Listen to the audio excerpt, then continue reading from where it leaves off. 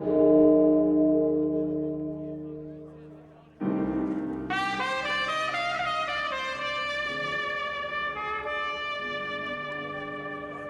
July 5th, 1852, thousands gathered in Rochester, New York, expecting a celebration. Instead, they witnessed one of the greatest speeches in American history. What to the slave is the 4th of July? By Frederick Douglass. Fellow citizens, pardon me. Allow me to ask, why am I called upon to speak here today? What have I or those I represent to do with your national independence? Are the great principles of political freedom and natural justice embodied in that Declaration of Independence extended to us? I am therefore called upon to bring our humbled offering to the national altar and to confess the benefits and express devout gratitude for the blessings resulting from your independence to us.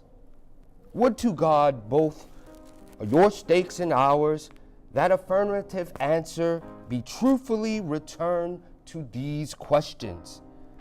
Then my task would be light and my burden easy and delightful. For who is so cold that a nation's sympathy could not warn him? Who so obdurate and deed to the claims of gratitude that would not thankfully acknowledge such priceless benefits? Who so stolid and selfish would not give us his voice to swell the hallelujahs of a nation's jubilee when the chains of servitude had been torn from his limbs? I am not that man. In case, like that, the dumb might eloquently speak, and the lame man as an heart. But such is not the state of this case. I say it with a sad sense of disparity between us. I am not included within the pale of glorious anniversary. Your high independence only reveals the immeasurable distance between us. The blessings in which you this day rejoice are not enjoyed in common. The rich inheritance of justice, liberty, prosperity, and independence bequeathed by your fathers is shared by you, not by me. The sunlight that brought the light and healing to you has brought stripes and death to me. This 4th July is yours, not mine. You may rejoice, I must mourn. To drag a man in its feathers into the ground illuminated temple of liberty and call upon to join you in joyous anthems were inhuman mockery and sacrilegious irony. Do you mean, citizens, to mock me? By asking me to speak today? If so, there is a parallel in your conduct.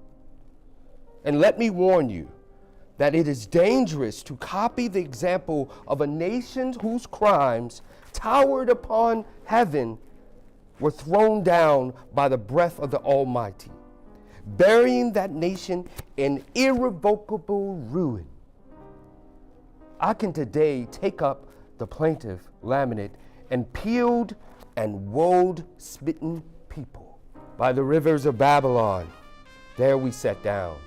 Yea, we wept when we were remembered Zion.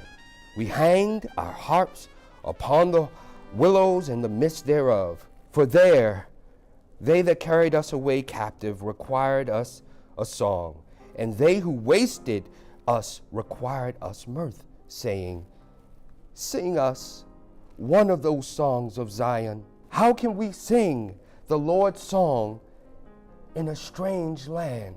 If I forget thee, O Jerusalem, let my right hand forget her cunning.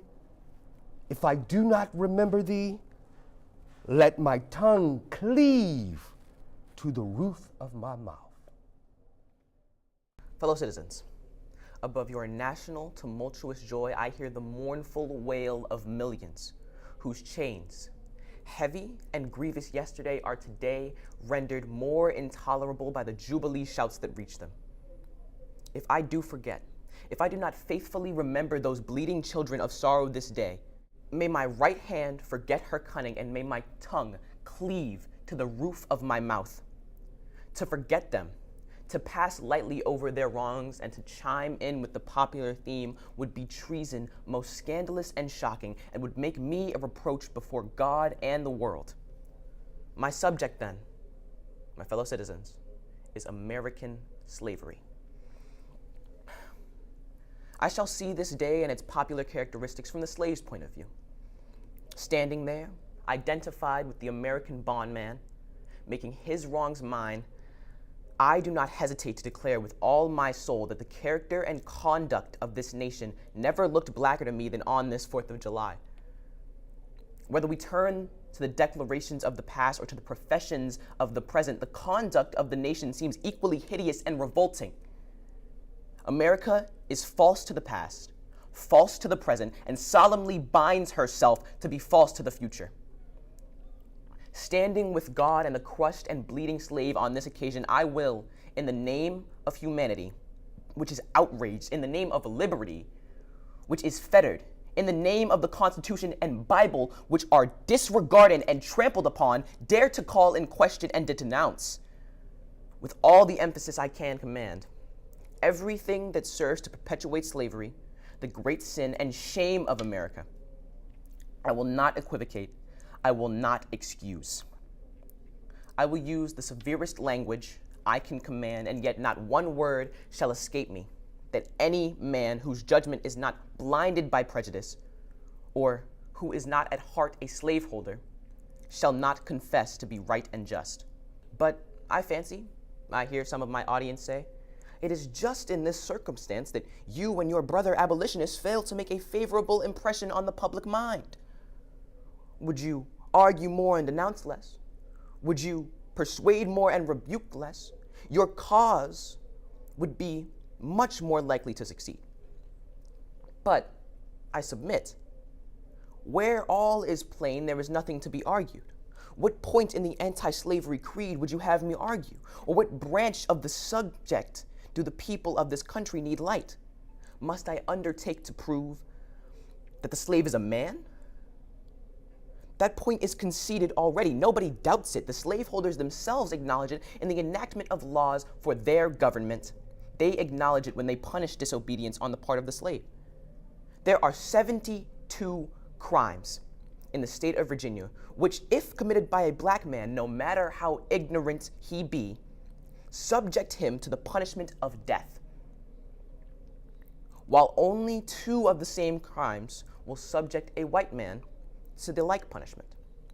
What is this but the acknowledgement that the slave is a moral, intellectual, and responsible being?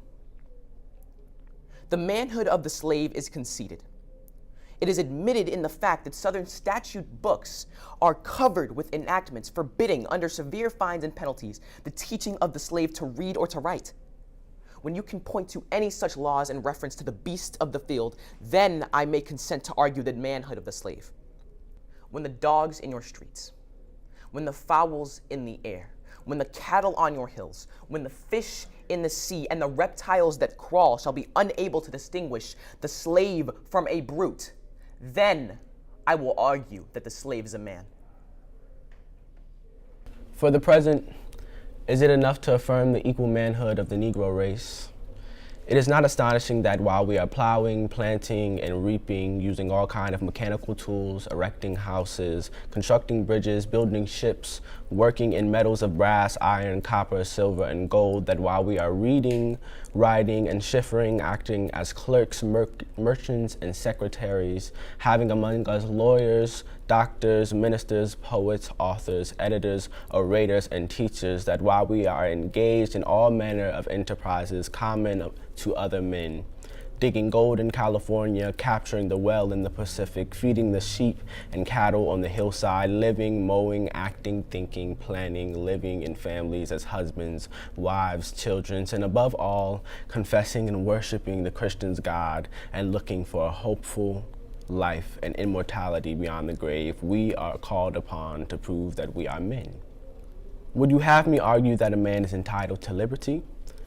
That he is the rightful owner of his own body? You have already declared it. Must I argue the wrongfulness of slavery? Is that a question for Republicans? Is it to be settled by the rules of logic and argumentation as a matter beset with great difficulty, involving a doubtful application of the principle of justice, hard to be understood?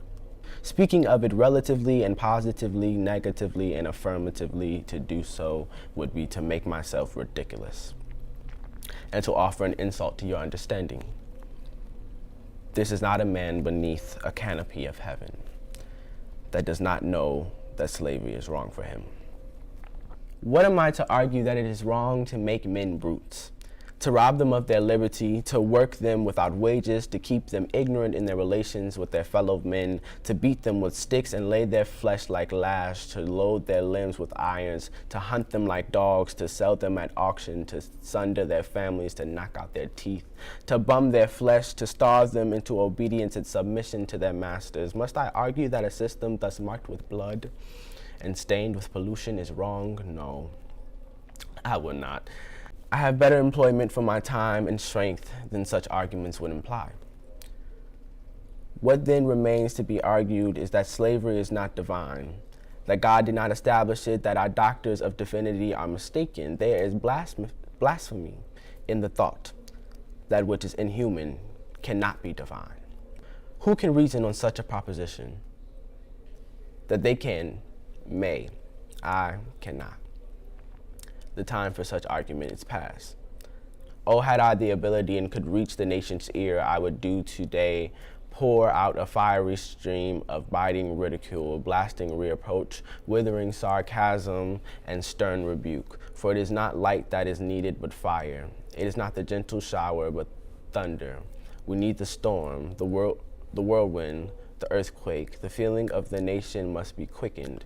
The conscience of the nation must be roused. The property of a nation must be startled. The hypocrisy of the nation must be exposed, and its crimes against God and man must be proclaimed and denounced. What to the American slave is your 4th of July? I answer, a day that reveals to him, more than all other days in the year, the gross injustice and cruelty to which he is the constant victim. To him, your celebration is a sham. Your boasted liberty, an unholy license, your national greatness, swelling vanity. Your sounds of rejoicing are empty and heartless. Your denunciation of tyrants, brass-fronted impudence, your shouts of liberty and equality, hollow mockery. Your prayers and hymns, your sermons and thanksgivings, with all your religious parade and solemnity are, to him, mere boastful. Mere bombast, fraud, deception, impiety, and hypocrisy. A thin veil to cover up crimes which would disgrace a nation of savages. There is not a nation on the earth guilty of practices more shocking and bloody than are the people of the United States at this very hour. Go where you may, search where you will. Roam through all the monarchies and despotisms of the old world. Travel through South America. Search out every abuse, and when you have found the last, lay your facts by the side of the everyday practices of this nation. And you will say with me that for revolting barbarity and shameless hypocrisy, America reigns without a rival.